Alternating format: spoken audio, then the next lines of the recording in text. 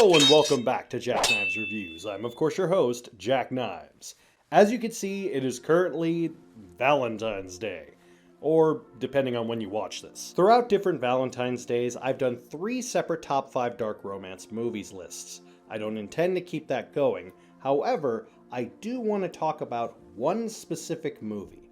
A movie that I feel either if you've been in a relationship, are in a relationship, or have ended a relationship, should all see this film at least once, because it is an all-time classic and it talks about things that are far more mature and also reasonable that everyone can aspire to understand. So today I'll be reviewing, for Valentine's Day, ChungKing Express.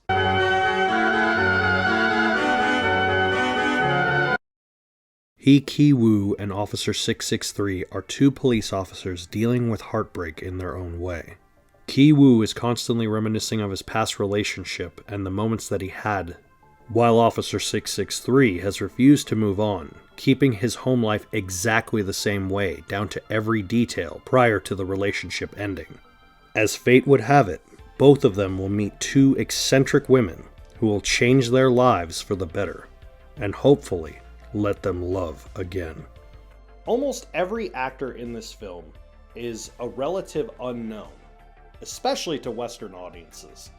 Sure, there's a couple of roles that certain actors have been in. Sure, there's a couple of roles that I think that they did better than others. And sure, they may know some of their works and people that they've worked with.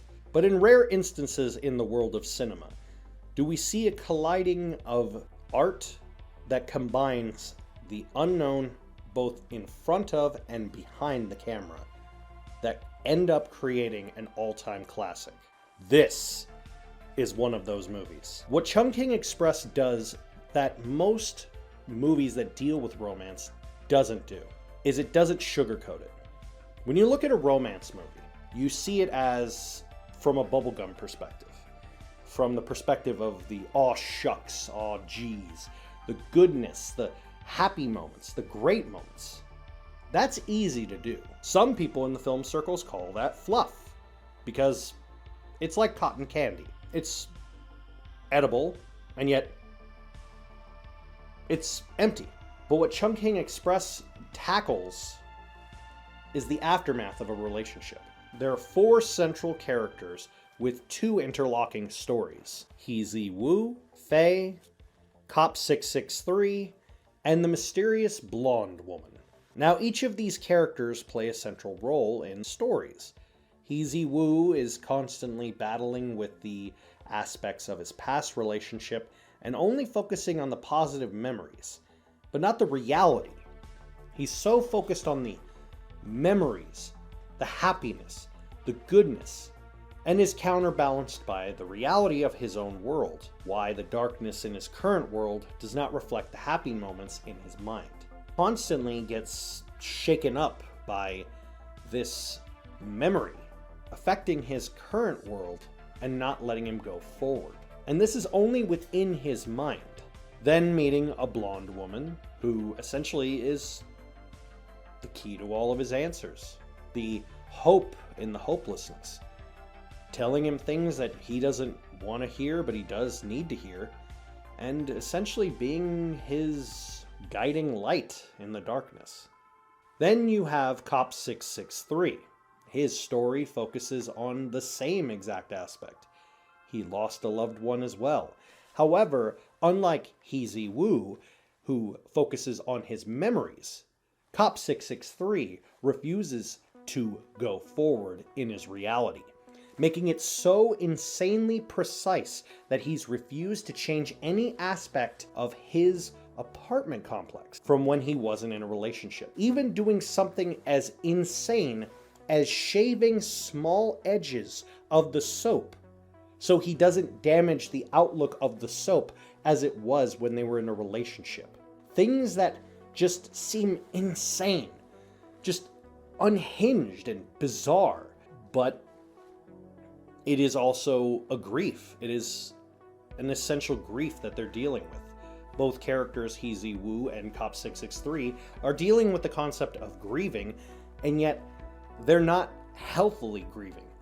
They're clinging to a past that can never really change. Yet you have a character like Faye, a short-haired girl who has dreams and aspirations, and just like the blonde woman, comes into Cop 663's life to help clean up his mistakes. Literally, she goes into his apartment to try to clean his place to make it better than it is, to get rid of the dirt, so to speak. And that dirt is a physical manifestation of his lack of progression. They've both essentially created this helpline, this lifesaver.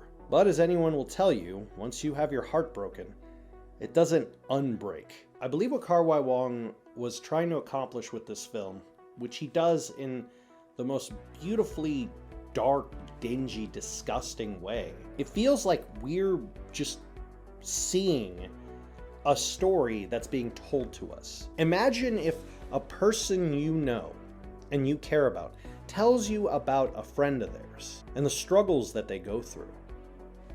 That story that they tell you is similar to how this movie is. We're seeing the story unfold in our minds on screen. The dinginess, the grittiness, the darkness of the city, and yet it's all practical. Nothing is done in any sort of over-the-top, goofy, weird way. In lesser hands, with more of a budget, this could be done in a way that's too cheesy or a way that's over-dramatic, but ChungKing Express somehow gets the perfect balance. This movie somehow is able to try to carry the unburdenable task of answering the one fearing question everyone who goes into, is in, or was in a relationship asks, which is, am I worthy of love? And that answer can only be answered by you. Not by others, not by people you care about, not by acts, not by cleaning, not by trying to make someone's life better. That answer can only be answered by you. And I feel that this movie is such an important milestone in not just film, but it is a milestone in understanding the human condition that I feel everyone should see this movie. If not for you, then for someone you love. I give ChungKing Express 5 out of 5. Wow, that got cheesy really fast. Have you seen ChungKing Express? Let me know in the comments down below. Have a happy Valentine's Day. We'll be back to true form next time. As always, I'll see you then.